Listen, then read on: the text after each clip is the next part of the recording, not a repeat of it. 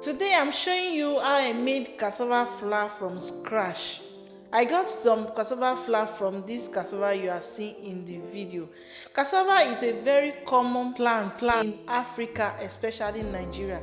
It cuts across all culture because there is no tribe or family that doesn't have anything to do with cassava.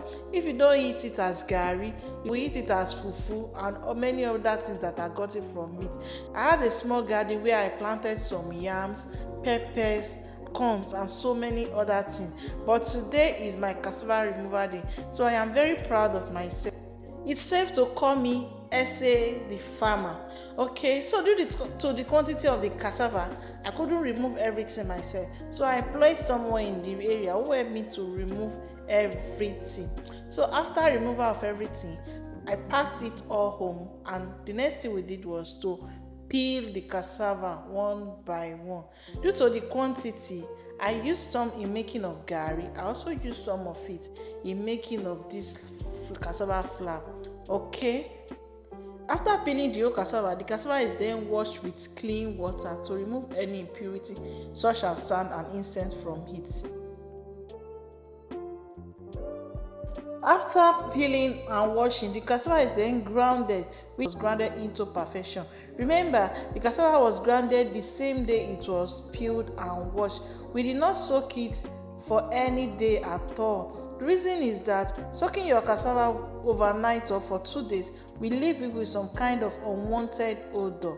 Just want to make it very clean and odorless cassava flour. So after it was grated, cassava was then brought to, and a portion of it was taken out.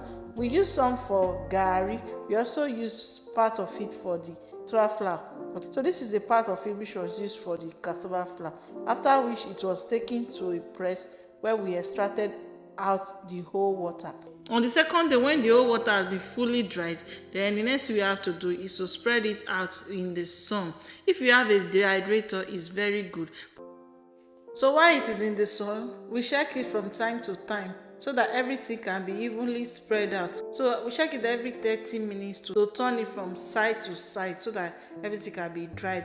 So once dried, the cassava is now taken to a grinding machine again, where it will be completely turned into powder.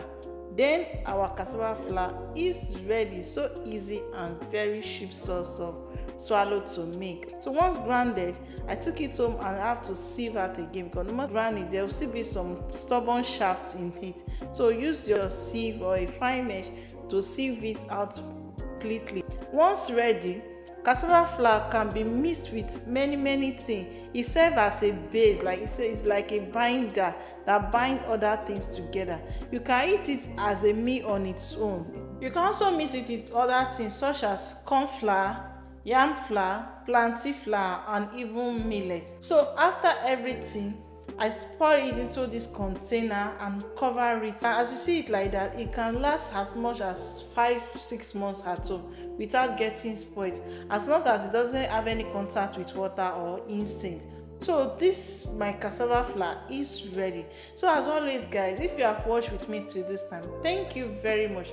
If you are new here, you are welcome. And if my returning subscribers, I don't take your love for granted. If you haven't subscribed, kindly do, and don't forget to turn on your notification bell so you don't get to miss any beautiful and interesting videos as new video will be dropping every week, sometimes twice in a week.